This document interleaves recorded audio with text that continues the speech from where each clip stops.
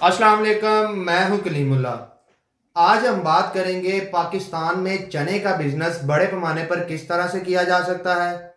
चने की कौन कौन सी किस्में हैं, चने की पैदावार पाकिस्तान के किन इलाकों में होती है, और साथ ही हम बात करेंगे कि चने की एक्सपोर्ट और इंपोर्ट का काम किस तरह से किया जा सकता है। इसके बिग एक्सपोर्टर ममालिक कौन से हैं और बिग इंपोर्टर ममालिक कौन से हैं।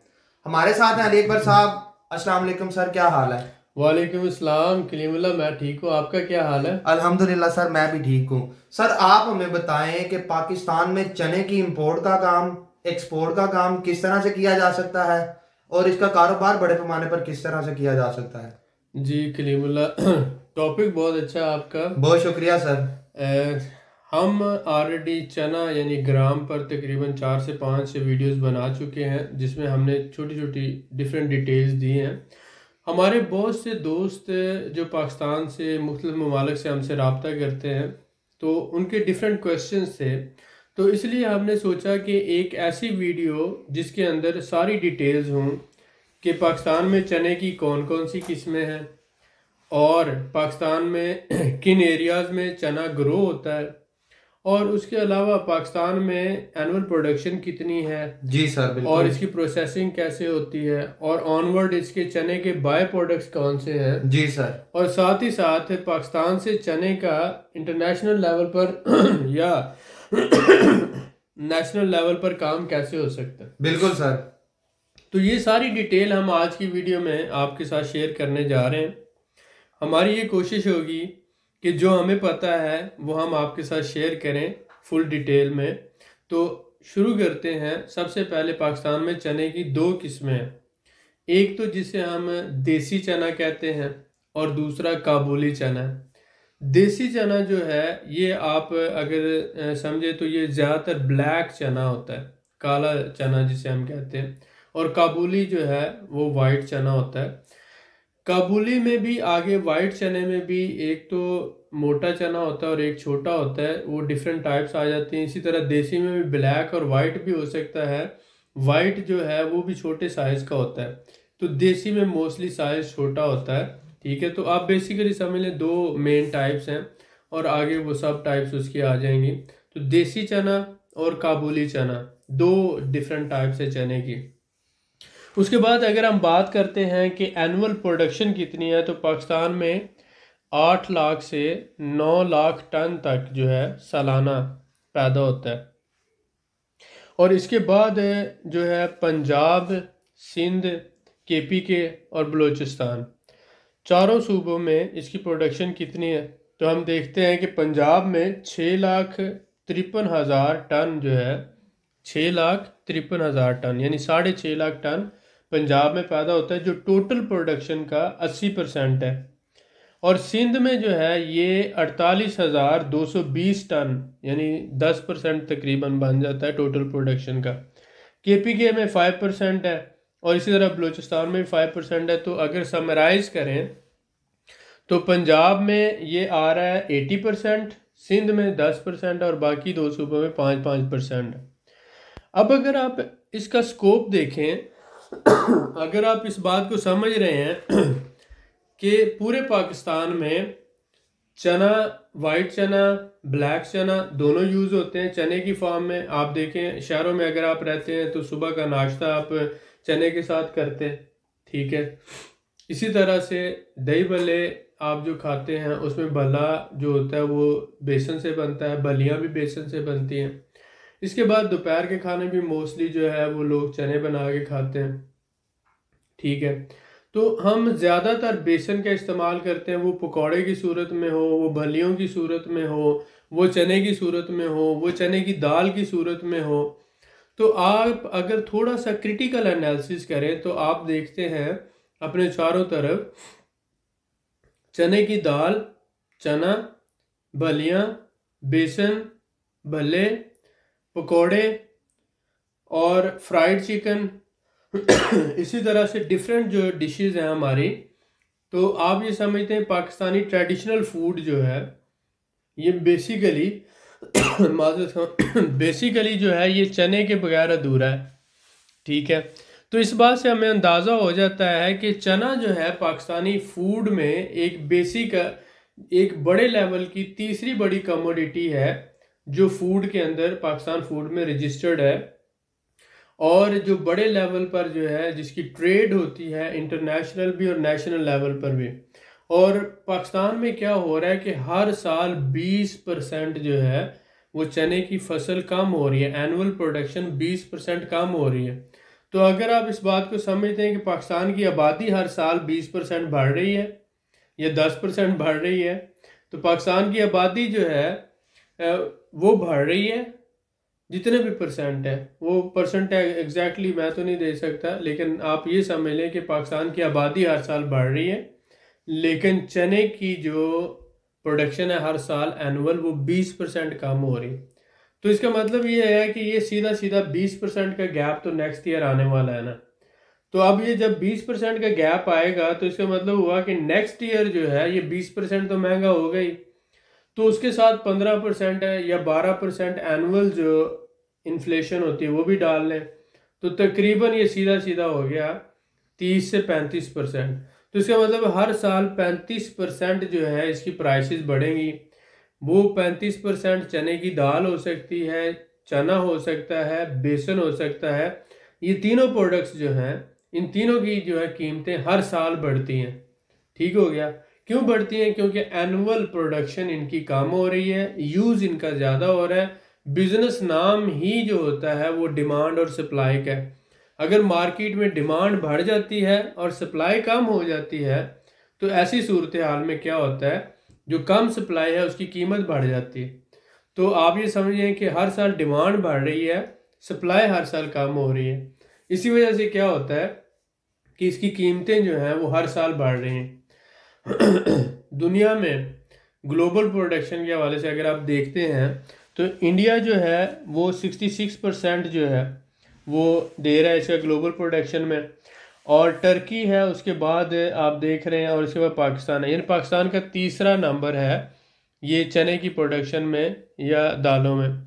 अगर हम एक्सपोर्टर्स में देखते हैं तो इंडिया जो है बाज़ दफ़ा पाकिस्तान से भी चना इंपोर्ट करता है, क्योंकि इंडिया में हमसे भी ज़्यादा इस्तेमाल होता है। तो एक्सपोर्ट वो कम ही करते हैं बल्कि इंपोर्ट करते हैं। अगर हम बात करें तो टर्की, और उसके बाद जो मेजर एक्सपोर्टर्स हैं इनके उसमें आ जाता है एक तो टर्की है, एक मैक्सिको है, और इसके साथ साथ आ जाता है ऑस्ट्रेलिया। तीन जो है चने के बड़े एक्सपोर्टर हैं। जबकि मेजर इंपोर्टर्स में अगर हम देखते हैं इंडिया है, पाकिस्तान है, बांग्लादेश है, यूएई है और ईरान है, और इसके साथ साथ जो कुछ कम्युनिटीज़ में आ जाता है, और फिर यूके, यूएसए, ये इंपोर्टर्स हैं। तो बाज़ दफ़ा पाकिस्तान इंपोर्ट भी करता है, क्योंकि चना जो है ये मोस्टली अगर आप समझते हैं इस बात को, तो चना एक गरीब लोगों की या दरमियाने दर्जे के लोगों की एक मेजर फूड आइटम है। जो आप समझते हैं कि अगर बंदा चिकन नहीं खाता तो चने की दाल खाएगा या चना खाएगा, या फिर बेसन पकौड़ों की शक्ल में खाएगा। तो ये जो है गरीब लोगों की या दरमियाने तबके के लोगों की एक बेसिक ज़रूरत है। तो इसलिए थर्ड वर्ल्ड कंट्रीज़ में इसका ज़्यादा इस्तेमाल होता है। तो इस फूड आइटम में जो है एडवांस कंट्रीज़ वो बहुत कम इसका इस्तेमाल करते हैं। तो इसलिए इंडिया, पाकिस्तान, बांग्लादेश, श्रीलंका, इन ममालिक में इसका इस्तेमाल ज़्यादा होता है। तो इस तरह टर्की है, ऑस्ट्रेलिया है, मैक्सिको है, तो ये मुल्क जो है ये एक्सपोर्टर्स हैं। इंडिया इतनी बड़ी प्रोडक्शन होने के बावजूद भी चना इंपोर्ट करता है, और पाकिस्तान भी सम टाइम, क्योंकि हर साल 20% रिडक्शन हो रही है तो इसलिए पाकिस्तान भी बाज़ दफ़ा इसको इंपोर्ट करना पड़ता है। इसलिए अगर हम इसको देखें तो हमें ज़रूरत किस बात की है इस बिज़नेस को समझने की, कि एक ऐसा बिज़नेस जिसमें हर साल ही हमारा 10 से 15 या 20% जो है वो एनुअल क्या हो रहा है, कम हो रहा है। तो इस वजह से उसमें चांसेस हैं बहुत ज़्यादा मुनाफा कमाने के। बिल्कुल सर, ऐसा ही है। आई एम सॉरी, ये गले का थोड़ा सा जो सर कोई मसला नहीं, अल्लाह ताला आपको शिफा करे। आमीन आमीन।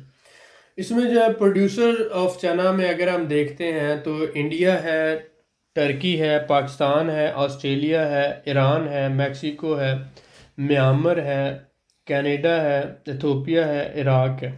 तो इनमें अगर हम शॉर्ट लिस्ट करते हैं, जिनमें से इंडिया और पाकिस्तान, ये जो दो ममालिक हैं, ये प्रोड्यूसर भी बहुत बड़े हैं लेकिन कंज्यूमर भी बहुत बड़े हैं।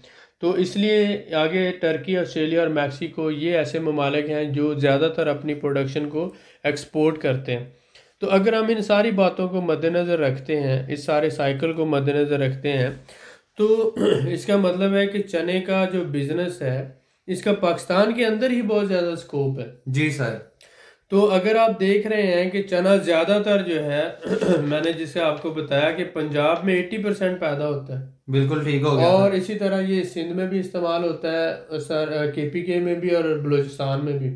तो इन सारी जगहों पे ये यहाँ से ट्रेड हो सकता है पंजाब से। जी सर बिल्कुल तो सही है। इसका होलसेल का, चने का, बेसन का या दालों का होलसेल का बिजनेस बहुत अच्छा हो सकता है। जी सर। तो अगर कोई भी बंदा इसको सीजन में बाइंग करता है और बाइंग करके अपना ब्रांड बनाता है, तो आप ये देखें जो ब्लैक चना है ये इसकी दाल बनती है, और आगे इसी तरह वाइट चने की भी। तो ये जो ब्लैक चना है इसका बेसन भी बनता है। तो ये आगे बेसन फिर यूज़ होता है पैकिंग 1 kg 2 kg या 40 kg की पैकिंग में आगे यूज़ होता है इसकी पिसाई करने के बाद। इसी तरह ब्लैक चना जो है ये पकाया भी जाता है और साथ ही साथ ये बेसन बनाने में भी यूज़ होता है। तो दाल भी इसी से बनती है। तो 3 प्रोडक्ट बन गए, एक तो चना हो गया, दूसरा चने की दाल होगी, तीसरा बेसन हो गया। तो अगर आप बाइंग करते हैं इसकी, तो आप ये तीनों प्रोडक्ट्स जो है आसानी से मार्केट में सप्लाई कर सकते हैं। जी सर बिल्कुल ठीक है सर, बहुत शुक्रिया सर आपका, आपने बड़ी डिटेल में बताया। सर मैं आपसे जानना चाहूँगा कि साल में कौन सा महीना बेहतर है इसकी खरीदारी के लिए चने की? जी मोस्टली जो है हमने देखा कि ये जो है चना हमने इसमें ये जो तकरीबन आप ये कह लें कि नियरली ये गर्म सीज़न की फसल है। और इसका हमने देखा था कि ये जो यहाँ पे मैंने इसका मेंशन किया महीने कौन से हैं इसके, स्पेशली मैं चाह रहा हूँ कि आपको टू दी पॉइंट जो है वो इसकी इंफॉर्मेशन दें।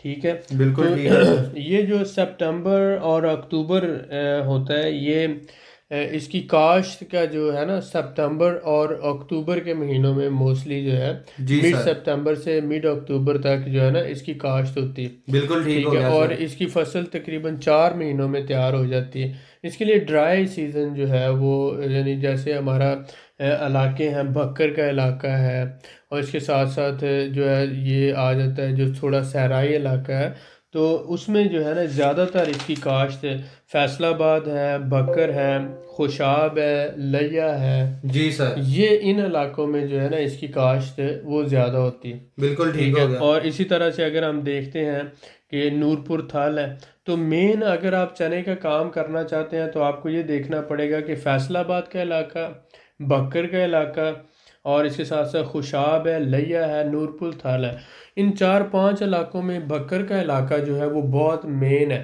तो इसे आप कह लें कि हब है इस सारे बिजनेस का। तो अगर आप चने का बिजनेस करना चाहते हैं या बेसन का बिजनेस करना चाहते हैं या दालों का बिजनेस करना चाहते हैं, तो आपको बक्कर का इलाका ज़रूर विजिट करना चाहिए। जी सर बिल्कुल ठीक वहाँ है। पर इसके बड़े बड़े ट्रेडर बैठे हुए हैं, होलसेलर बैठे हुए हैं, उस इलाके की ये कमोडिटी है। तो इसलिए ये बहुत ज़रूरी है। आप जब भी देखें, आप जब भी बिजनेस में आते हैं, होलसेल में आते हैं या एक्सपोर्ट में आते हैं, तो ये आपके लिए बहुत ज़्यादा ज़रूरी है कि आप एक प्रोडक्ट की सिलेक्शन के बाद प्रोडक्ट की रिसर्च वर्क करते हैं। प्रोडक्ट का एक लाइफ साइकिल होता है कि पूरे साल में ये प्रोडक्ट मार्केट में किन महीनों में आती है और मैंने किन महीनों में ये प्रोडक्ट मार्केट से बाय करनी है। जी सर बिल्कुल ये बहुत और जरूरी है। उसके साथ साथ आप प्लानिंग करते हो कि मैंने बाय किससे करनी है, जी ट्रेडर सर। से करनी है, फार्मर से करनी है, आड़ती से करनी है, या किसी एक्सपोर्टर से करनी है। जी सर बिल्कुल तो ऐसा ही है। अगर तो आप फार्मर से डायरेक्ट बाइंग करते हैं तो उसमें आपको ये पता होना चाहिए कि मुझे कौन सी क्वालिटी करनी है, बिल्कुल ठीक या है। मार्केट में मैं किस सेगमेंट को टारगेट करने जा रहा हूँ। मुझे वाइट चना चाहिए, ब्लैक चना चाहिए, मुझे बेसन चाहिए, मुझे दाल चाहिए, कौन सी प्रोडक्ट चाहिए, ऐसा ही है सर। और फिर इसकी प्रोसेसिंग कैसे करवानी है। अगर मैंने सपोज करो चना खरीदा है तो उसको मैंने स्टोरेज कैसे करना है, जी स्टोरेज सर। के बाद उसकी ग्राइंडिंग का प्रोसेस है, उससे बेसन बनाने का प्रोसेस है, वो कैसे करवाना है, और फिर आगे मैंने इसका अपना ब्रांड या होलसेल पैकिंग कैसे करके ग्रोसरी स्टोरों पे देनी है, जी सर। या मैंने छोटे लेवल या बड़े लेवल पर इसका जो होलसेल का बिजनेस करना है वो कैसे करना है। ऐसा ही है सर, बिल्कुल आपकी बात तो ठीक है। प्रोडक्ट रिसर्च आप जब करते हो तो आप एक तो उन एरियाज़ को विज़िट करते हो, जैसे मैंने कहा कि आप खुशाब का इलाका है, लिया का इलाका है, भक्कर का इलाका है, फैसलाबाद है, जी सर। तो आप इन इलाकों को विज़िट करते हैं। ऐसा जब ही। आप वहाँ पर जाते हैं फिर आप वहाँ पर फार्मर से भी मिलते हैं, जी सर। फिर आप वहाँ पर होलसेलर से मिलते हैं, ट्रेडर्स जो है चने के उनसे मिलते हैं। आपको मार्केट की डायनामिक्स समझ आती है, जी सर। आपको समझ आता है कि मार्केट किस तरह से काम करती है। ठीक है, उसमें फिर आप जो है ये देखते हो कि एक चना फार्मर से कितने से लिया जा रहा है, ट्रेडर उसको कितने में होलसेल कर रहा है, आगे रिटेलर उसको कितने में बेच रहा है, चने का पोटेंशियल क्या है, स्टोरेज कहाँ पर होती है, किन कंडीशन में होती है, जी सर। चने की लाइफ साइकिल कितना है, साल 2 साल कितनी देर तक हम इसे महफूज रख सकते हैं, किन कंडीशंस में वेदर कंडीशंस होती हैं, मसलन बारिश है, नमी है, किस तरह के मौसम में इसको किस तरह से प्रोटेक्ट किया जा सकता है। ऐसा ही है सर, बिल्कुल आपकी बात ठीक है। तो ये जो फिर बात जो है एक चौथी प्रोडक्ट है, ये जो चना होता है इसको पकाया जाता है ड्राई, यानी कि जिसको जी हम जी। कहते हैं, तो वो पका के भी उसको यूज़ करते हैं, जिसे भुनना कह लें आप। हाँ सर, हम तो पंजाबी में उसको किले बोलते हैं। जी ऐसे ही। भुने हुए और चने। उसका हाँ भुने हुए चने वो जो है वो इसका यूज़ है जी पूरे सर। पाकिस्तान में, लोग जो है बड़े शौक से खाते हैं। ऐसा ही है ठीक सर, है। बहुत ज्यादा इस्तेमाल होने वाली प्रोडक्ट है वो तो तो। वो ब्लैक चने को जो है ना वो भुना जाता ऐसा ही है, है सर, प्रॉपर बिल्कुल एक प्रोसेस से गुजरता है। तो अब देखें ये सारी प्रोडक्ट्स हैं चने की। जी सर। और आप देखें आप किसी भी शहर में चले जाएं, आपने सुबह का नाश्ता करना हो तो आपको चने ही मिलते हैं, अंडा मिलेगा या चना मिलेगा। अंडा चने और ये सारा कुछ तो अंडा वहाँ चने और मशहूर है, परोठा पूरे मिलेगा। पंजाब में खास तौर पे। तो अब यही सारी सूरत हाल है।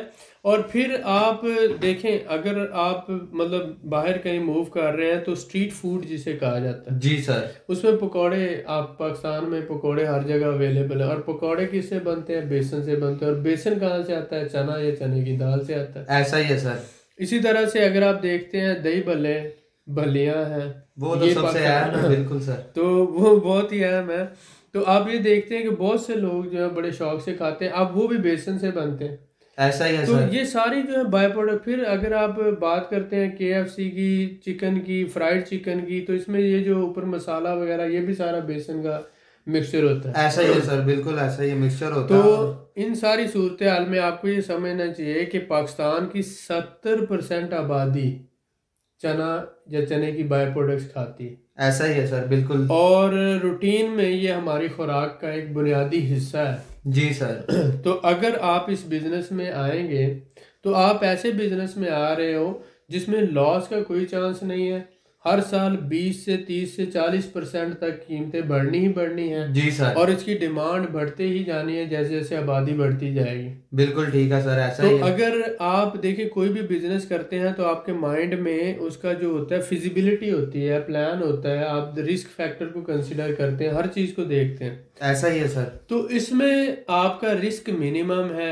ये एक ऐसी प्रोडक्ट है जो आप बाय कर रहे हैं और बाद में उसकी डिमांड बढ़नी ही बढ़नी है, किसी सूरत कम नहीं हो सकती, क्योंकि इसने वक्त के साथ साथ जो है एक तो ख़राब नहीं होना, दूसरी है कि हर साल इसकी प्रोडक्शन कम हो रही है, इसकी ग्रोथ कम हो रही है, एनुअल प्रोडक्शन कम हो रही है, ऐसा ही है आबादी सर। बढ़ रही है, फिर ये ज़रूरत है हर घर की।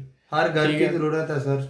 तो अगर आप खालिस बेसन देते हैं, खालिस आप प्रोडक्ट्स दे रहे हैं, एक मुनासिब अपना मुनाफा रखकर, और आप मेहनत करते हैं, तो इसमें बहुत ज़्यादा चांसेस है कि आप इंशाल्लाह ताला ज़रूर कामयाब होंगे। तो इसी हवाले से आगे जब आप लोकल ब्रांड अपना बना लेते हैं तो फिर आप एक्सपोर्ट की तरफ सोचते हैं, और एक्सपोर्ट में भी बहुत ज़्यादा पोटेंशियल है।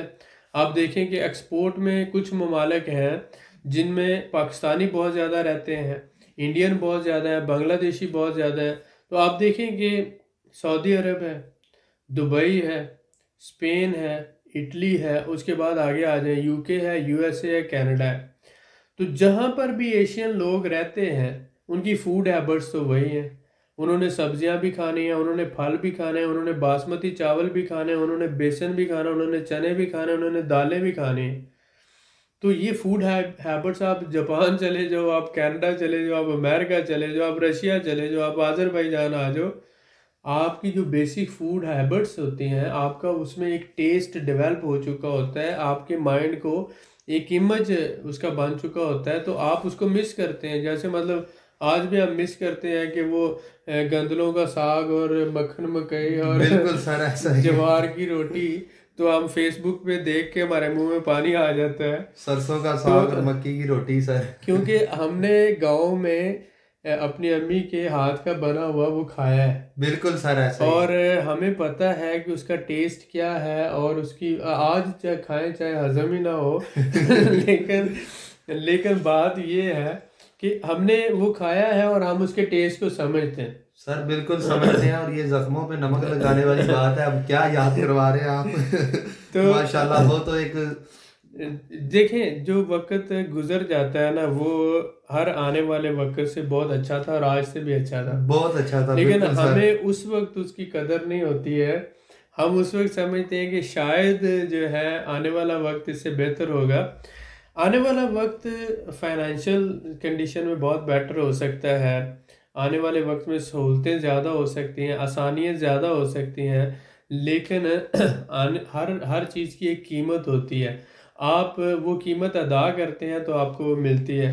तो इसी तरह से आने वाले वक्त ने अपनी कीमत ये ली कि हमसे हमारा बहुत कुछ छीन लिया। हमारा मतलब वक्त के साथ साथ हमारी जवानी के दिन उन्होंने छीन लिए, हमारे दोस्त उन्होंने छीन लिए, हमारे स्कूल के जो साथी थे वक्त ने छीन लिए, बचपन हमसे छीन लिया, माँ बाप छीन लिए, और बहुत से मुखलिस दोस्त जो हैं वो हमारे हमसे दूर हैं, हम किसी दूसरे मुल्क में हैं, वो कहीं और हैं। बहुत से हमारे कॉलेज यूनिवर्सिटी में जो दोस्त हैं, बहुत से जिनके साथ हम मतलब हल्ला गुल्ला करते थे, लाइफ को एंजॉय करते थे। देखिए, इंसान की प्रायोरिटीज़ बदलती रहती हैं, और इंसान जो है वो अपनी ख्वाहिशात उस हिसाब से वो मैनेज करता रहता है। तो ये एक साइकिल है कि वो बस इंसान जो है वो अपनी ख्वाहिशात और ख्वाबों के पीछे भागता जाएगा, और इसी तरह से वो अपनों से दूर होता जाता है, मामला से दूर होता जाता है। एनीवे, बिजनेस में क्या है, बिजनेस में आप ये देखते हैं कि फिजिबिलिटी चेक करते हैं। तो हमने ये बात की कि सऊदी अरब है, दुबई है, यूके है, कनाडा है, अमेरिका, इटली है, स्पेन। आप दुनिया में जब नज़र दौड़ाते हैं तो आपको पता चलता है कि जहाँ पर इंडियन लोग रहते हैं, पाकिस्तानी लोग रहते हैं, जहाँ पर भी, और बांग्लादेशी, श्रीलंकन, एशियन जहाँ पर भी रहते हैं, इन्होंने बासमती चावल खाना है, इन्होंने चने खाने, इन्होंने दालें खानी, इन्होंने बेसन खाना, इन्होंने स्पाइसेस मिर्चें खानी है, हल्दी लेनी है। तो ये सारी चीज़ों का इस्तेमाल होना है। और अगर आप एक्सपोर्ट करेंगे इन ममालिक में, तो डेफिनेटली एक तो आपको ऑर्डर आसानी से मिलेंगे, दूसरा उसकी प्रोसेसिंग और बाइंग के लिए लोग भी आपको मिलेंगे। जी सर, तो बिल्कुल ठीक आप है। बड़े लेवल पर एक्सपोर्ट कर सकते हैं। बिल्कुल तो ठीक जैसा है कि सर। हमने बात की कि जो बड़े टॉप इंपोर्टर्स हैं, उसमें एक तो हमारे पास आ जाता है बांग्लादेश है, जी सर। उसके बाद यूएई दुबई है, उसके बाद सऊदी अरब है, ईरान है, टर्की है, और यूएसए और यूके, जी फिर सर। इटली आ जाता है, स्पेन आ जाता है। तो जो नए जो ममालिक हैं उनमें हम देख रहे हैं रशिया है, और यूक्रेन है, और आज़रबाईजान है। जी तो सर, ये, बिल्कुल ठीक और है। इसके साथ साथ मलेशिया, इन जगहों पे जो है इसकी डिमांड बहुत ज़्यादा बढ़ रही है, ग्रो हो रही है। लेकिन इसका अगर आप लोकल भी काम करते हैं, जैसे आप ये होता है कि जब भी चने की शॉर्टेज हो जाती है, वाइट चना स्पेशली, जी तो सर। ये टर्की से इंपोर्ट किया जाता है। टर्की बहुत अच्छे मुनासिब रेट पे, तो टर्की बड़ा ग्रोअर है, या फिर ऑस्ट्रेलिया या टर्की से। ठीक तो हो गया सर। वाइट चना जो पाकिस्तान में ज़्यादातर इंपोर्ट होता है, लोकल जो है वो देसी ब्लैक चना जो है वो ज़्यादा चलता है। जी सर, ठीक हो गया। बिल्कुल इस ठीक हो गया सर। इसके साथ साथ जो है हम कुछ इसके बेनिफिट्स आपसे डिस्कस कर लेते हैं कि चने के जो है यूजेस क्या है और इसके बेनिफिट्स क्या है। इसको हमने किया, सबसे पहले तो आप ये बात समझें कि यहाँ पर जो चना है इसकी कंपोनेंट्स में अगर हम देखते हैं कि चने के यूजेस क्या है, तो आप ये देखें कि चने में प्रोटीन कितना है। 22% चने में प्रोटीन पाया जाता है। उसके बाद कार्बोहाइड्रेट्स कितना है, 63% है। उसके बाद स्टार्च कितना है, 5% है। और उसके बाद क्रूड फाइबर जो है 7% है, सॉल्युबल शुगर 6% है, ऐश 3% है।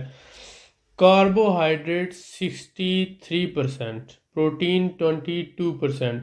तो इसका मतलब है कि ये सबसे सस्ता एक फूड है जिसमें सबसे सस्ता प्रोटीन और कार्बोहाइड्रेट्स पाया जाता है। तो जो ग्रोथ के लिए, बॉडी की ग्रोथ के लिए एक मुकम्मल डाइट पैकेज है, तो जिसे हम कहें प्रोटीन, कार्बोहाइड्रेट, स्टार्च और क्रूड फाइबर है, सॉल्युबल शुगर और ऐश।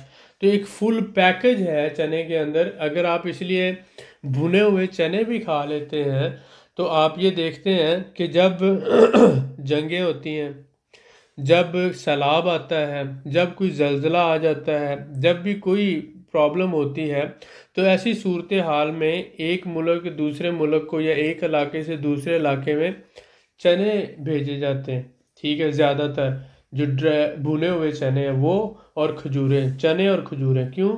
क्योंकि खजूर और चना ये दोनों नेचुरल जो है फूड्स हैं जी और सर। फूड सप्लीमेंट के तौर पर। और ये बंदा इंसान चने खाकर और खजूर खाकर कम से कम 5-6 दिन या हफ्ता 10 दिन आसानी से ज़िंदा रह सकता है। जी सर, और बिल्कुल उसमें ठीक जो है। असेंशियल कार्बोहाइड्रेट्स हैं, प्रोटीन्स हैं, उसकी कमी वो दूर कर सकता है। तो ऐसे इलाके जहाँ पर फुल खाना नहीं पहुँचाया जा सकता, सैलाब की वजह से, जल्जले की वजह से या किसी भी ऐसी कुदरती आफत की वजह से वहाँ पर चने भुने हुए और खजूरें पहुँचाई जाती हैं इमदाद के तौर पर। तो यूजेस क्या है इसमें, अगर हम देखते हैं कि ये गुड डाइजेशन के लिए बहुत अच्छा है, हाजमे के लिए बहुत अच्छा है।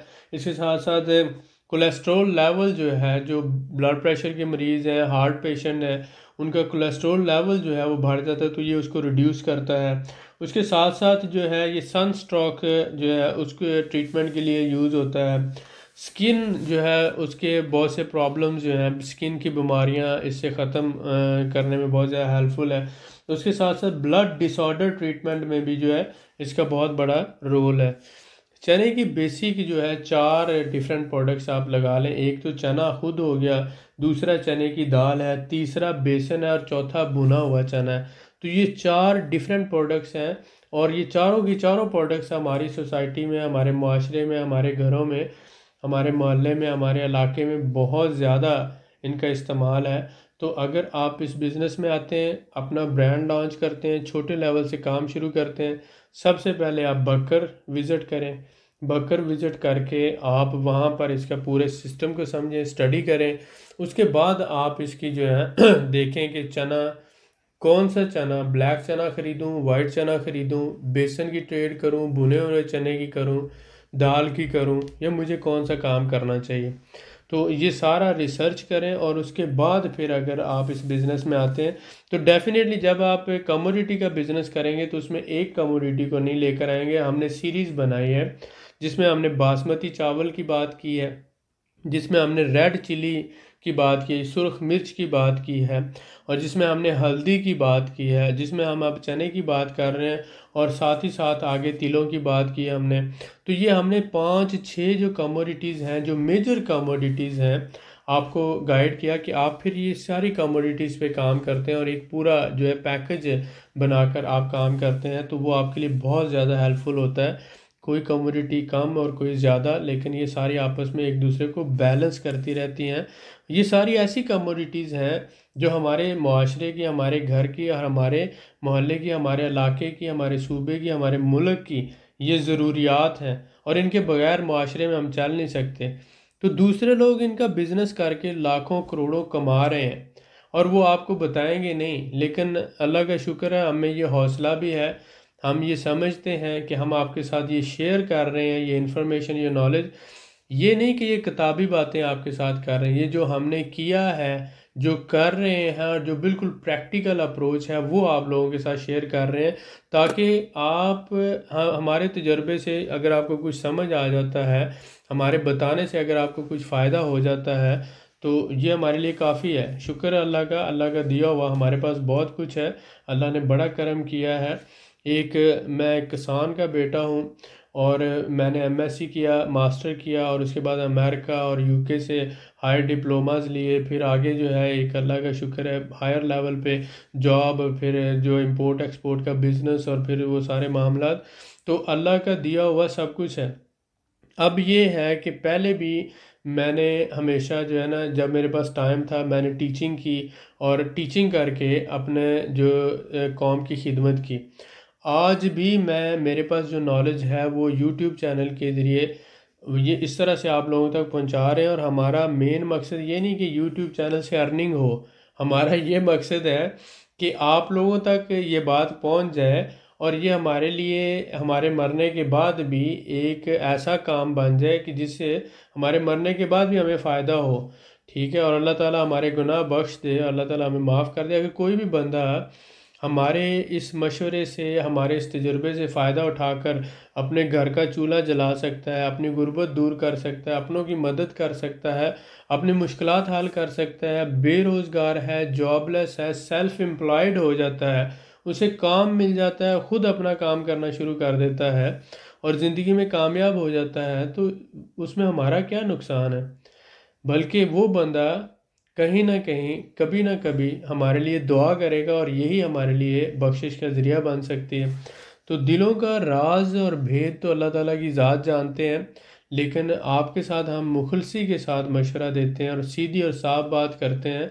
गलतियां हम भी करते हैं, इंसान हम भी हैं, और कोई भी बंदा परफेक्ट तो 100% हो नहीं सकता, गलती से पाक तो हो नहीं सकता।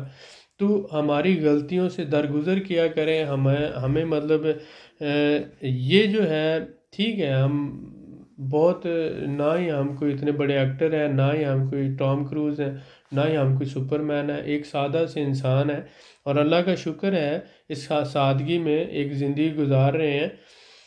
हमेशा आजिज़ी और इनकिसारी के साथ बंदे को आगे बढ़ना चाहिए, क्योंकि जब इंसान की शख्सियत में गुरूर और तकब्बर आ जाता है तब भी वो फना होना शुरू हो जाता है। तो हम आज भी स्टूडेंट हैं, हम आज भी सीख रहे हैं, लेकिन जो हमने सीखा है उसको हम आप भाइयों तक पहुंचा रहे हैं कि अगर हो सकता है इससे आप लोगों का कुछ फ़ायदा हो जाए, हो सकता है कि आप इससे कोई आइडिया लेकर कुछ काम कर लें।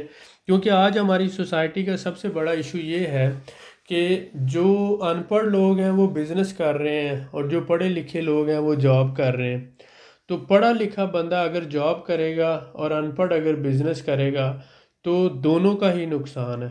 दोनों का नुकसान कैसे है कि पढ़े लिखे बंदे को तो पता होता है कि उसने कौन सी स्ट्रैटेजी अपनानी है, मैनेजमेंट कैसे करनी है, जो इंटरनेशनल लेवल पर, नेशनल लेवल पर, बड़े स्केल पर बिजनेस को कैसे करना है, उसके अकाउंट्स मैनेजमेंट है, अप्स एंड डाउन्स है, हर चीज़ है।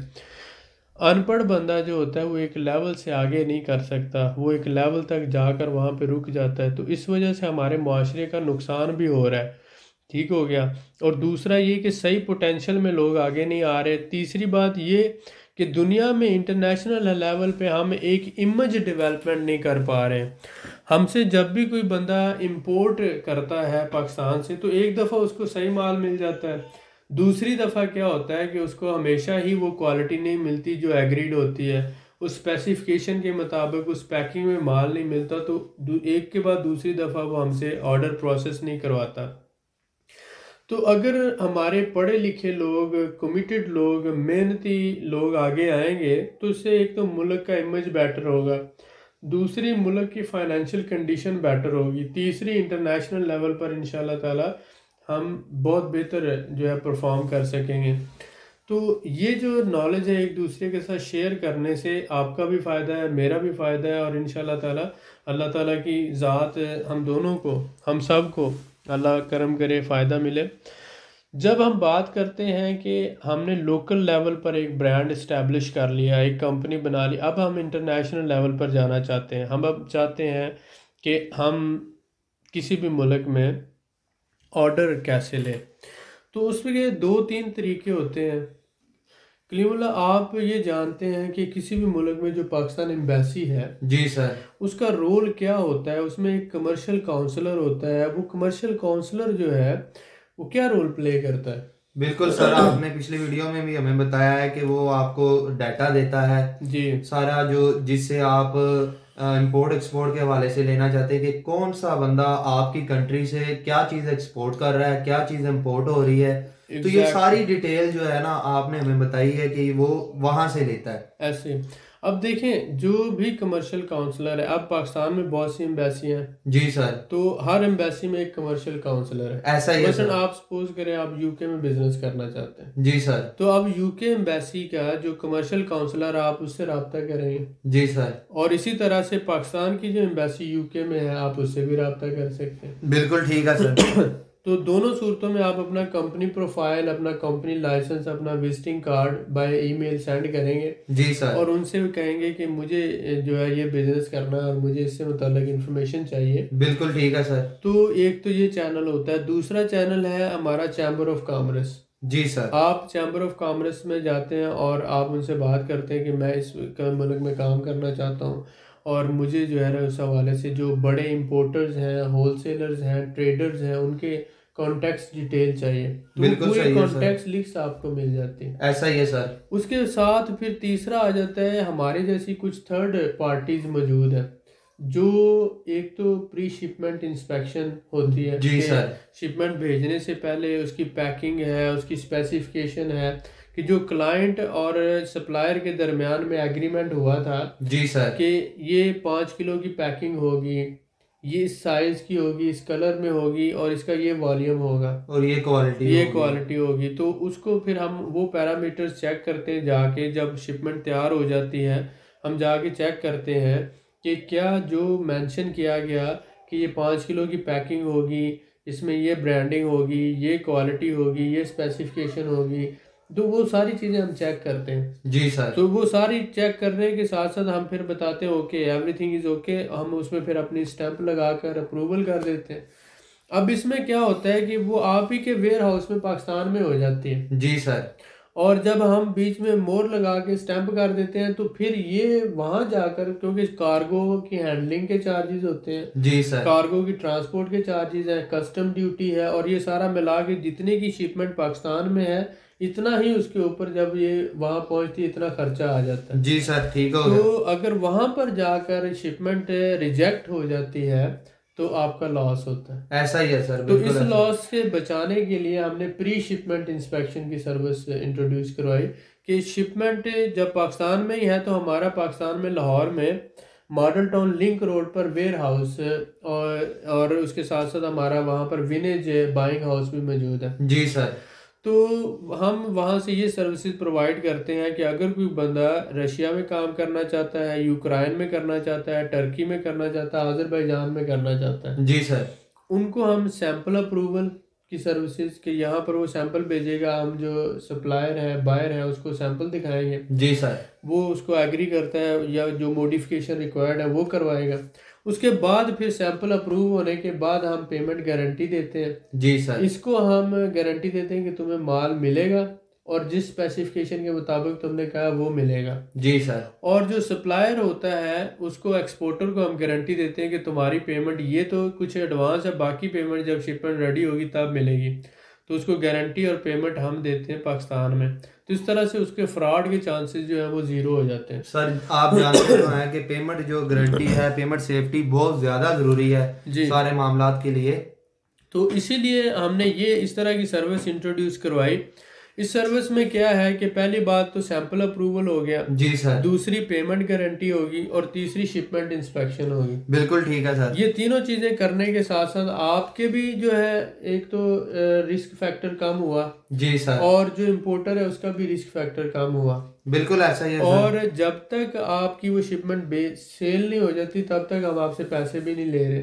ऐसा ही है सर। तो बिल्कुल ये ठीक फ्री है। में हम सर्विसेज दे रहे हैं, लेकिन जब आपकी शिपमेंट सेल हो जाती है तो जो मुनाफा है, आपका प्रॉफिट है, उसमें से हम 30% चार्ज करते हैं अगर ये तीनों सर्विसेज लेते हैं। अगर एक सर्विस लेते हैं तो 10% है। जी सर। तो हम बिल्कुल ठीक है। 10% से 30% तक टोटल जो है हमारा 70% आपका है। जी सर। तो बिजनेस ना करना इस डर से कि मेरे पैसे ना मर जाए, उससे बहुत बेहतर है कि आप 30% एक कंपनी को सर्विस दे रहे हैं और 70% मुनाफे में से आप भी कमा रहे हैं और आपके ऑर्डर प्रोसेस होते जा रहे हैं। प्रॉफिट में से दे रहे हैं, प्रॉफिट में 30%। से देने हैं, पहले आपने 1 रुपया भी नहीं देना। बिल्कुल ठीक है तो सर। हमने ये एक सर्विस हमारे भाइयों के लिए जो फूड बिजनेस करना चाहते हैं, जिसमें बासमती है, रेड चिली है, बेसन है, और इसके साथ साथ ये फूड आइटम्स आ जाते हैं। जी सर। इसके साथ साथ टेक्सटाइल आइटम है, बेड शीट है, टॉवल है, और उसके साथ साथ हम जीन्स की पैंटों का कर रहे हैं। जी सर। ये तो कुछ हमारी प्रोडक्ट्स हैं जिसमें हम ऑलरेडी काम कर रहे हैं। लेकिन इन प्रोडक्ट्स के अलावा अगर कोई काम करना चाहता है, हैंडीक्राफ्ट में करना चाहता है, सर्जिकल इंस्ट्रूमेंट्स में करना चाहता है, स्पोर्ट्स गुड्स में करना चाहता है, कोई भी प्रोडक्ट पाकिस्तान से वो उसको ऑर्डर मिल गया है, तो उसका वो सैंपल अप्रूवल करवाने के बाद वो शिपमेंट को पूरी को प्रोसेस करवाना चाहता है, जी सर। तो हम वो सारी सर्विसेज प्रोवाइड करते हैं। बेहतरीन हो गया सर, बहुत शुक्रिया। साथ ही साथ अगर कोई बंदा कंपनी रजिस्टर्ड करवाना चाहता है, वेयर हाउस लेना चाहता है, और यहाँ पर अपना एक सेटअप बना के काम करना चाहता है, तो हमारे पास लॉयर्स का पूरा पैनल मौजूद है। हम उसको कंपनी रजिस्टर्ड करवा कर उसको वेयर हाउस लेकर देते हैं, स्टाफ हायर करके देते हैं, पूरा सेटअप बनाने में उसको हेल्प करते हैं A to Z, जी सर। जिससे वो अपना रेजिडेंस भी प्रोसेस करवा सकता है और अपना जनरल ट्रेडिंग लाइसेंस लेकर काम भी कर सकता है। बिल्कुल ठीक है तो सर। ये सारी सर्विसेज हम प्रोवाइड कर रहे हैं 4 मुल्कों में, रशिया में, यूक्रेन में, टर्की में और आज़रबाईजान में। जी सर। चारों में हमारा सेटअप मौजूद है और चारों में हम काम कर रहे हैं। बिल्कुल ठीक है सर, जैसा कि अभी आपने बताया ये 4 कंट्रीज का, जी जी। तो अगर कोई हमारा भाई पाकिस्तान से आज़रबाईजान और यहाँ से इन चारों कंट्रियों में अपना सेटअप बनाता है, तो क्या आपकी कंपनी उसकी भी सर्विसेज प्रोवाइड करती है? जी डेफिनेटली। हम पहले तो आज़रबाईजान में अगर कोई बंदा कंपनी रजिस्टर्ड करवा के रेजिडेंस अप्लाई करना चाहता है, जी सर। तो यहाँ पे सर्विसेज अप्लाई उसको प्रोवाइड करते हैं, और उसके साथ साथ अगर वो यहाँ से ऑनवर्ड रशिया में, यूक्रेन में कहीं पर भी काम करना चाहते हो, तो हमारे पास पूरा नेटवर्क मौजूद है। बिल्कुल ठीक हो गया सर, बेहतरीन। सर मैं आपसे जानना चाहूंगा कि जैसा कि आपने बताया कि यहाँ से वो रशिया में, तुर्की में काम कर सकता है, तो यहाँ पे टैक्स की रेशो क्या है किसी भी बिजनेसमैन के लिए? टैक्स देखें, आज़रबाईजान में जो टैक्स है ये 4% जो है टैक्स आज़रबाईजान लेता है, जिसे सिंप्लीफाइड टैक्स सिस्टम के तहत। जी अगर सर। आपकी एनुअल जो है वो सेल्स 20 लाख मनात से कम है, जी सर। तो आपको 4% तक टैक्स देना पड़ेगा। बिल्कुल ठीक है अगर सर। 20 लाख मनात से आप एक्सीड कर जाते हैं, तो फिर वो 20% से 25% चला जाता है। जी सर। लेकिन अभी छोटा बिजनेस जो है वो 20 लाख मनात बहुत बड़ी अमाउंट है, 20 करोड़ है सीधा सीधा पाकिस्तान का। जी सर।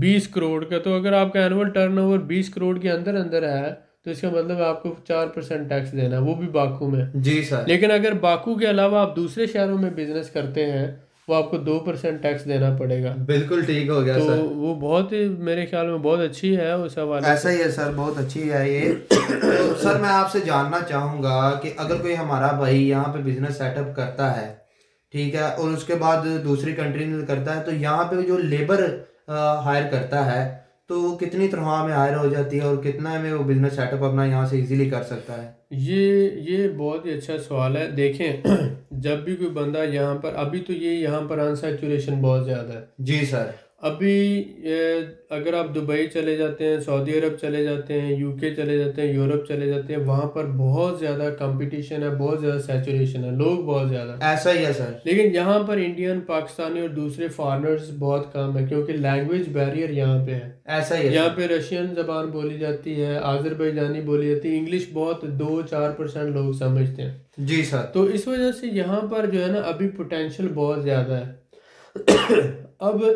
जो सर्विस हम प्रोवाइड कर रहे हैं, इसमें अगर कोई कंपनी यहाँ पर अपना सेटअप बनाती है जी सर। और वो लोकल लोगों को हायर करती है, तो एक तो लेबर सस्ती है यहाँ पे। जी। $200-250 में आपको मंथली बेसिस पर पढ़ा लिखा BA पास, MA पास लड़की लड़का मिल जाता है। बिल्कुल ठीक है सर। और दूसरा यहाँ पर एनर्जी भी सस्ती है। तीसरी बात ये कि ये जियोग्राफिकली एक तरफ तो रशिया है, दूसरी तरफ टर्की है, और उसके साथ साथ गेटवे टू यूरोप है। जी सर। तो चाइना का जो सिल्क रूट है वो इसके ऊपर आ जाता है, और यहाँ से चाइना से, जापान से, कोरिया से, काजाख्स्तान से जो प्रोडक्ट्स आ रही हैं वाया बाकू, वो यूरोप, जर्मनी तक जा रही हैं। जी सर। तो इसका मतलब ये हुआ कि अगर आप यहाँ पे एक सेटअप बनाते हैं, तो आप यहाँ से भी एक्सपोर्ट कर सकते हैं रशिया को, यूरोप को, जर्मनी को, और साथ साथ है टर्की को। ऐसा ही है सर। और बिल्कुल ठीक है। आपको एनर्जी भी सस्ती मिल रही है, लेबर भी सस्ती मिल रही है, और आपका माल 3 से 4 दिनों में यूरोप पहुंच रहा है। बिल्कुल ठीक है सर। सपोज करें आप मतलब कमोडिटीज का काम करते हैं, तो अभी क्या हो रहा है, अभी ईरान पाकिस्तान से लेकर बासमती चावल पाकिस्तान से खरीदता है, जी सर। सुर्ख मिर्च पाकिस्तान से खरीदता है, ठीक हो गया। हल्दी पाकिस्तान से खरीदता है, चना पाकिस्तान से खरीदता है, उसके बाद खजूरें पाकिस्तान से खरीदता है। जी सर। ये सारी चीज़ें वो बलूचिस्तान से खरीद कर ईरान ये अपने तफ्तान के बॉर्डर से वो लाता है, और लाकर वो रशिया को भी दे रहा है, जी सर। काजाकिस्तान को भी दे रहा है, और इसके साथ तुर्की को भी दे रहा है, और साथ साथ आज़रबाईजान और दूसरे ये 10-15 ममालिक को वो दे रहा है। बिल्कुल ठीक है सर। क्या करता है वो, बलूचिस्तान के जो बड़े ट्रेडर्स हैं उनके साथ वो मिलके काम कर रहे हैं, ईरान के ट्रेडर्स, जी सर। और इस तरह से उन्होंने अपनी सेल बेस पे एक नेटवर्क बनाया हुआ है। तो एक चीज़ वो पाकिस्तान से लेता है 5 रुपए की, जी सर। तो वो यहाँ ला के सीधा उसे 8 रुपए की या 10 रुपए की बेच देता है। बिल्कुल ठीक पाकिस्तानी है सर। बिजनेसमैन, अब ईरान की जो आधा ईरान है उसकी भी जबान वही है, आज़रबाईजानी है, यानी आधा ईरान आज़रबाईजान है। जी सर। और तेहरान से उस तरफ जो है ईरान वो फारसी बोलता है, और तेहरान से इस तरफ जो है वो आज़रबाईजानी या टर्किश बोलता है। जी सर। बहुत से भाइयों को शायद ये ना पता हो। नहीं बिल्कुल सर, मुझे तो खुद नहीं पता ये। तो उसमें ये बात समझने है कि आधा आज़रबाईजान जो है, आज़रबाईजान और ईरान, पहले आज़रबाईजान का कुछ हिस्सा जो है वो ईरान का जो है समझ ले 40% वो आज़रबाईजान था, और इसी तरह जॉर्जिया का भी 20% और रशिया का भी एक हिस्सा। तो आज़रबाईजान बहुत बड़ा था, और यहाँ पर आज़रबाईजानी और टर्किश ज़बान बोली जाती थी। अब क्या है कि तेहरान से उस तरफ जो इलाका है वो सारा फारसी बोलता है, और तेहरान से इस तरफ जो इलाका है वो टर्किश या आज़रबाईजानी, ये तकरीबन हिंदी उर्दू की तरह मिलती जुलती ज़बान है। तेहरान से इस तरफ सारे जो है वो आज़रबाईजानी ज़बान बोलते हैं।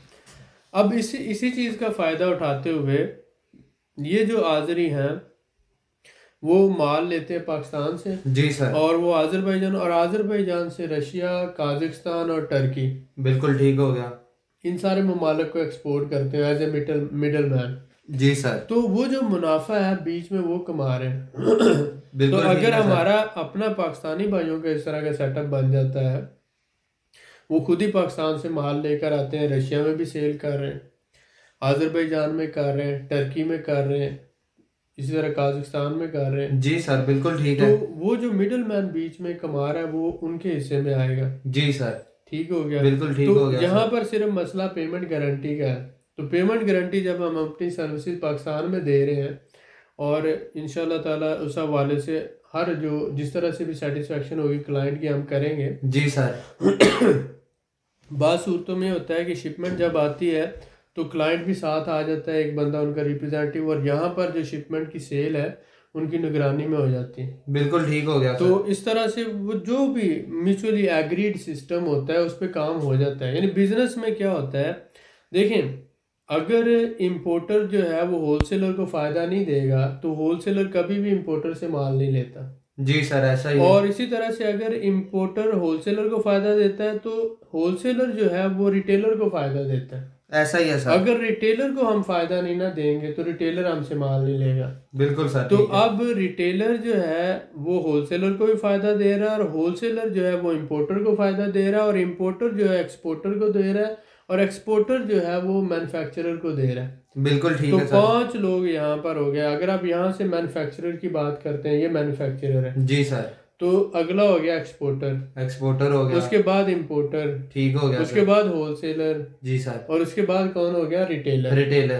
तो अब ये 5 लोगों की चेन है, जी सर। और मैन्युफैक्चरर 20% कमाता है, तो इसी तरह से इंपोर्टर भी 20 कमाता है, जी सर। इसी तरह से होलसेलर भी 20 कमाता है या जी, 30 जी। कमा लेता है। फिर आगे आप चले जाएं रिटेलर पर, और फिर आगे ये आ जाता है। जी जी तो सर, बिल्कुल मैं हर आपकी बात बंदा समझ गया इसमें हूँ। कमा रहा है।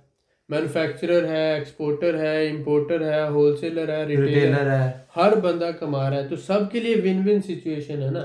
जी सर। इन 5 बंदों में से कौन ऐसा बंदा है जो नहीं कमा रहा? पांचों कमा रहे हैं। बिल्कुल अगर ठीक ये है। 5 नहीं कमाएंगे तो चेन नहीं चलेगी। चेन बिल्कुल नहीं चलेगी, बिजनेस नहीं चलेगा। नहीं चलेगा। तो बिल्कुल ठीक है। बिजनेस नाम है विन विन सिचुएशन का। इसमें अगर आप भी कमाएंगे हम भी कमाएंगे तो ही ये चेन चलनी है। अगर हम ये सोचेंगे सिर्फ हम कमा लें और आप ना कमाएं तो ये चेन कभी नहीं चलेगी। तो हम इस बिज़नेस को समझते हैं, हम रियल बिजनेसमैन हैं, 16 साल से इस फील्ड में है, तो इसलिए हमने ये सर्विसेज करवाई कि कंसल्टेंसी हम फ्री ऑफ कॉस्ट दे रहे हैं अपने क्लाइंट्स को। और जो हमारे साथ काम करता है पार्टनरशिप पे भी कर सकता है, परसेंटेज पे भी ऑर्डर प्रोसेस करवा सकता है, और ऑनवर्ड अगर कुछ भी नहीं तो हम फ्री ऑफ कॉस्ट फिर भी सर्विसेज आपको कंसल्टेंसी फ्री देते हैं, जिसमें कोई पैसा खर्च नहीं है, आप कोई हम हज़ारों डॉलर नहीं आपसे लेते। जी सर, बिल्कुल ठीक है। मकसद क्या है हमारा? मकसद सिर्फ यही है कि आप लोग बिजनेस में आगे आएँ, जो हर्डल्स हैं, प्रॉब्लम्स हैं, उनको हम आपके साथ मिलकर इंशाल्लाह ताला उनको कवर करने में आपकी हेल्प करेंगे और ऑनवर्ड आपको साथ लेके चलेंगे। बिल्कुल ठीक है सर, बहुत शुक्रिया सर। कुछ सवालात ऐसे हैं जो मेरे रह गए थे, तो मैं आपसे जानना चाहूँगा जी।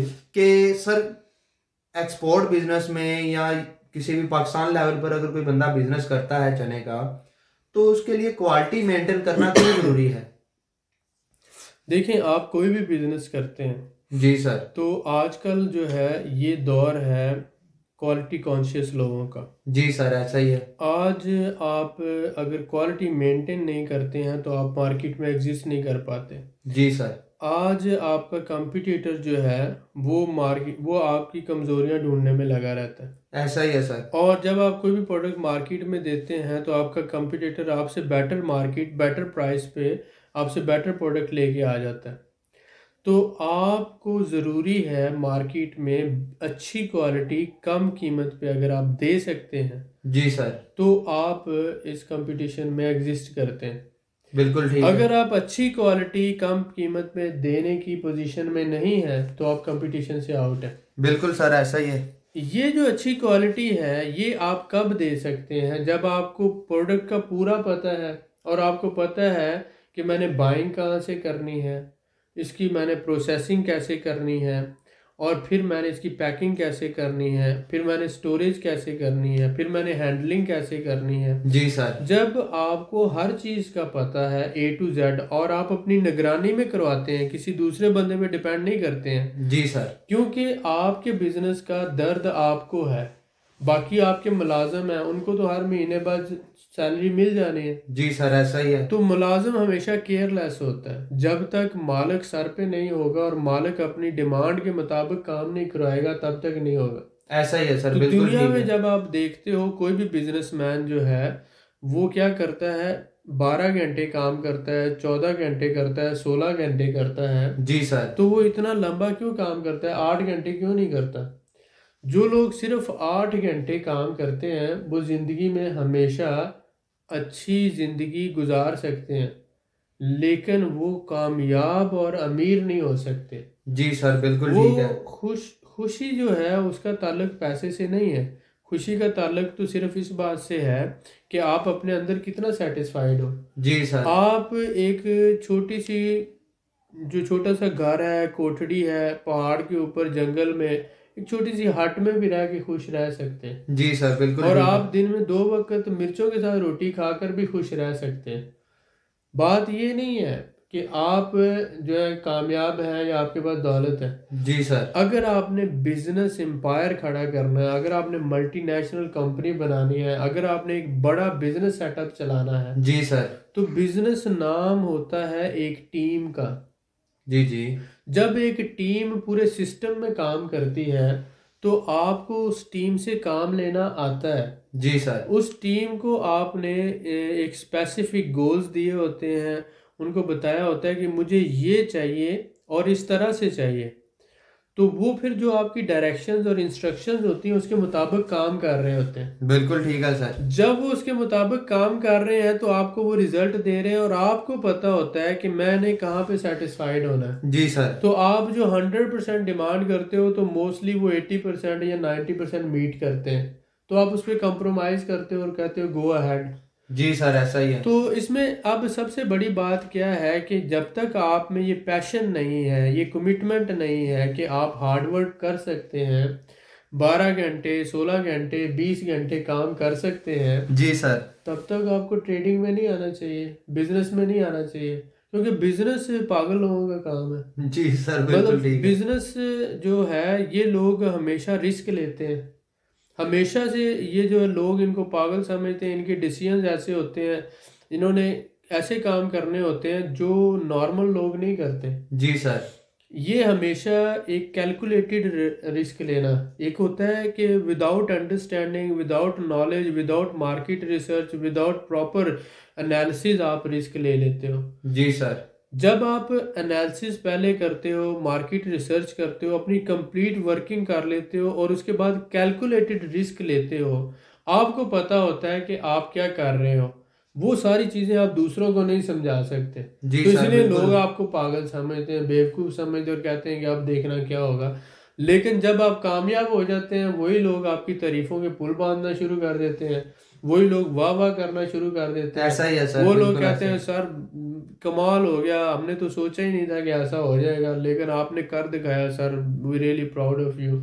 ऐसा ही है सर, ठीक है। बिल्कुल ऐसा तो ही। वो एडमायर उस वक्त करते हैं जब रिजल्ट देखते हैं, आउटकम देखते हैं। लेकिन अगर उनके सामने प्लान खोल दिया जाए तो वो कहेंगे ये तो मुमकिन ही नहीं है, ये तो पॉसिबल ही नहीं है, ये तो हो ही नहीं सकता। ऐसा ही है सर, बिल्कुल ऐसा ही। आप कैसे उसे कंप्लीट कर सकते हैं? अगर आप में आग है, जज्बा है, हिम्मत है, कमिटमेंट है, पैशन है, ज़िंदगी में आगे बढ़ सकते हैं, बढ़ने की उम्मीद है, हौसला है, और साथ ही साथ आप इस बात को समझते हैं कि मुझे रिस्क तो लेना है, लेकिन कैलकुलेटेड रिस्क लेना है, और रिस्क लेने से पहले आपने अपना रिसर्च वर्क किया होता है, आप मार्केट्स के अप्स एंड डाउन समझते हैं, आप समझते हैं कि अगर ऐसा होगा तो मुझे क्या करना है, ऐसा होगा तो हर स्टेप की पहले से प्लानिंग होती है।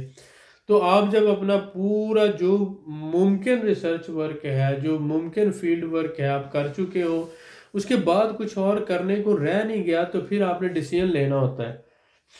एडवाइस जो है आप सबकी सुनते तो हैं, लेकिन करते अपनी मर्जी हैं, क्योंकि हर बंदा, अगर आप जितना अक्लमंद होगा तो फिर उसको जॉब नहीं करनी चाहिए, आपकी तरह एक बिजनेस रन करना चाहिए। तो एम्प्लॉयज़ जो होती हैं उनका वो हमेशा से जो है उनके अंदर एक डर होता है, उसी डर की वजह से ही तो वो जॉब कर रहे होते हैं। ठीक है। तो वो अपने डर से ही कभी नहीं जीत पाते। अगर वो डर से जीत जाए तो वो अपना बिजनेस शुरू कर लें, तो वो हमेशा इनसिक्योर फील करते हैं, वो हमेशा एक कंफर्ट जोन के अंदर रहना चाहते हैं, वो 9 to 5 जॉब से बाहर नहीं निकलना चाहते। तो इसलिए कुछ हद तक जो है उनकी एडवाइस ली जा सकती है, लेकिन एक हद से बाहर उनकी एडवाइस नहीं ली जाती, बल्कि अपने डिसीजन के मुताबिक उनसे काम लिया जाता है। और उनको जुम्मे, क्योंकि टीम में जो है काम तो टीम ही ने करना है, लेकिन डिसीजन मेकर आप होते हो, डिसीजन टेकर आप होते हो। आपने डिसीजन लेना होता है और आप उस टीम को टारगेट देते हो कि मुझे ये ऐसे ऐसे ऐसे इस तरह से चाहिए। जी सर, ऐसा ही। और वो टीम फिर काम करती है, और उसमें फिर वो हर बंदा इंडिविजुअल अपना अपना काम कर रहा होता है। जब आप सबके काम को मिलाते हो और एक एंड प्रोडक्ट जब आपके सामने आती है, जी तो सर। वो एक वंडरफुल चीज़ होती है। वो फिर आपकी डिसाइड करती है कि यू वाज राइट और यू वाज रॉन्ग।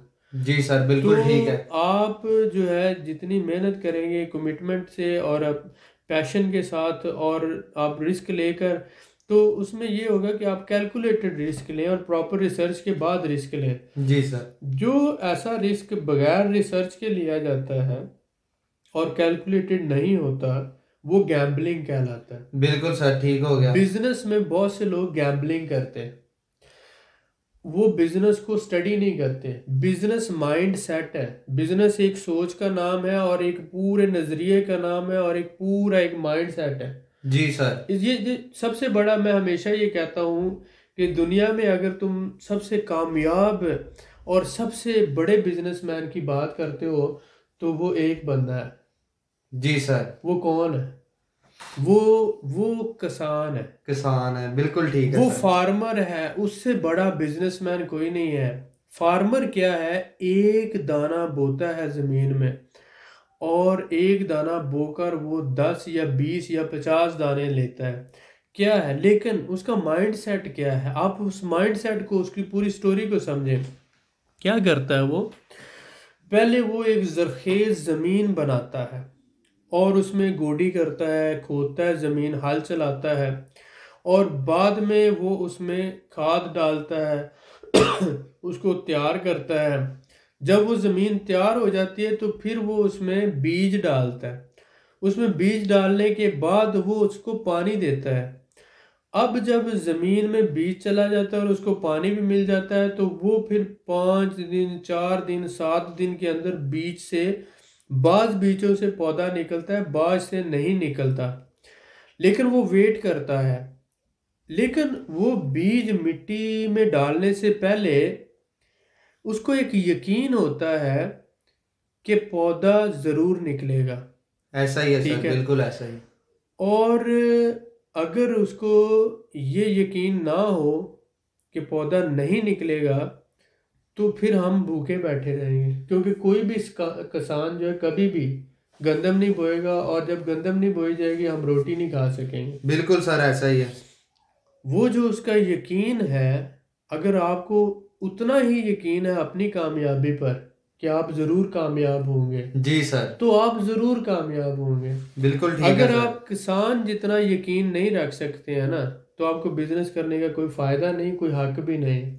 जी सर, बिल्कुल ठीक तो है। एट द एंड ये होता है कि वो पौधा 3 से 4 महीनों में, 6 महीनों में तैयार होता है, और जो गंदम का एक बीज उसने लगाया था उसके बदले में 40 या 50 बीज उसको मिलते हैं। जी सर, यानी कि 1 गुना का या 100% का 50 गुना ज़्यादा उसको मिलता है, या 20 गुना ज़्यादा मिलता है, या 10 गुना ज़्यादा मिलता है। ऐसा ही है सर, बिल्कुल ठीक है। अब यही एक बीज जो है जब दरख्त की शक्ल में होता है, फल का दरख्त है, तो वो, इसका इंतज़ार लंबा है, फल भी उतना ज़्यादा है। बिल्कुल ठीक है सर, ऐसा ही। जहाँ पर इंतज़ार छोटा है फल उतना कम है, जी सर, जहाँ पर इंतज़ार बढ़ता जाएगा फल फल भी उतना बढ़ता ज़्यादा जाएगा। होता जाएगा, जी सर, और वो फल हमेशा के लिए होता जाएगा।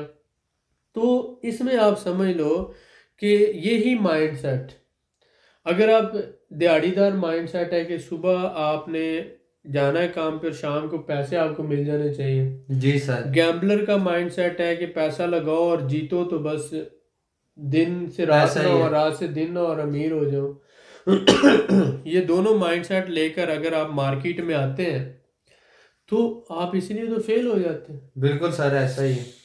आपने मार्केट में आना है, रिस्क लेना है, और रिस्क लेने के बाद पहले तो आपने मार्केट को स्टडी करना है, रिसर्च करनी है, मेहनत करनी है, और उसके बाद मेंटली प्रिपेयर्ड होना है कि मैंने इतना रिस्क लेना है, और फिर इंतज़ार करना है, और उसके बाद मेहनत करते जाना है। किसान मेहनत भी करता है, इंतज़ार भी करता है, अल्लाह ताला की ज़ात पे यकीन भी रखता है, और उसको उम्मीद भी होती है कामयाबी की। जी सर, तो ये सारी चीज़ों का मिक्सचर जब आप मिला लोगे ना, तो आप कामयाब हो। बिल्कुल ठीक है सर। हम लोग किसान को बिजनेसमैन नहीं समझते, लेकिन असल में किसान दुनिया का सबसे बड़ा बिजनेसमैन है। ऐसा ही है सर, बिल्कुल मैं तो आपकी हमें बात से उससे एग्री सीखना करता हूँ। चाहिए, और ज़िंदगी में आगे बढ़ने के लिए कोशिश करनी चाहिए। कोशिश करनी चाहिए, बिल्कुल ठीक है सर। आपने बहुत कीमती बातें बताई जी, हमें, बहुत मैं शुक्रिया। आपका बड़ा शुक्रगुजार हूँ। Thank you. मज़ीद मालूमात के लिए हमारे चैनल को सब्सक्राइब करें, वीडियो को लाइक करें और शेयर करें। बेल आइकन को ज़रूर प्रेस करें ताकि हमारी अगली वीडियो आपको मिल सके। अल्लाह हाफिज़।